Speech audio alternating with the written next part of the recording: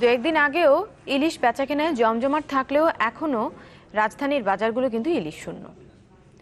12 October থেকে আগামী 2 November পর্যন্ত ইলিশ ধরা, মজুদ ও বেচাকেনায় সরকারি নিষেধাজ্ঞা থাকায় বাজারগুলোতে এমন চিত্র দেখা যাচ্ছে। এই ধরনের উদ্যোগকে ইতিবাচক বলছেন ক্রেতা বিক্রেতা উভয়ই।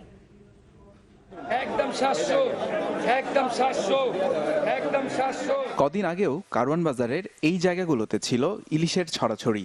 জাতীয় মাছ কেনাবেচায় জমে উঠেছিল বাজারগুলো। তবে সেই বাজারগুলোতে এখন সম্পূর্ণ ভিন্ন চিত্র। রাজধানীর বিভিন্ন বাজার ঘুরে কোথাও দেখা মেলেনি একটি ইলিশেরও। ইলিশের সুষ্ঠু প্রজননের লক্ষ্যে সম্প্রতি 12 অক্টোবর থেকে আগামী 2 নভেম্বর পর্যন্ত 22 দিন ইলিশ ধরা, মজুদ ও বেচাকেনা নিষিদ্ধ ঘোষণা করে সরকার। এর ফলে বাজারে এখন এমন চিত্র। অনেকেই 11 অক্টোবর বাজারে আসেন শুধু বেশি করে ইলিশ কিনতে। শেষ দিনে দামও ছিল সস্তা। গতকাল পর্যন্ত রেট অনেক কম ছিল।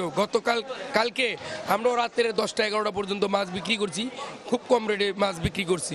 12 তারিখে বন্ধ, ইলিশ মাছ ধরতে হলে তো জরিমানা নেব। এগুলো কালকে সবাই ক্লিয়ার করে চালিয়েছে।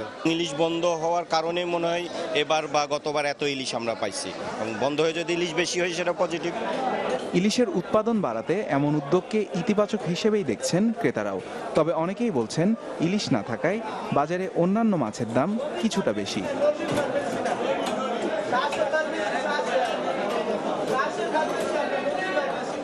বন্ধ করছে ঠিকই আছে, কারণ প্রজনন ইলিশ বৃদ্ধি বাড়ানোর জন্য।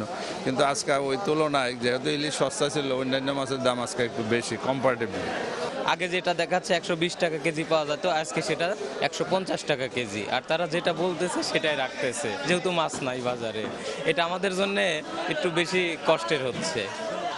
সরকারের পক্ষ থেকে বলা হয়েছে এই নিষেধাজ্ঞা অমান্য করলে নেওয়া হবে কঠোর ব্যবস্থা।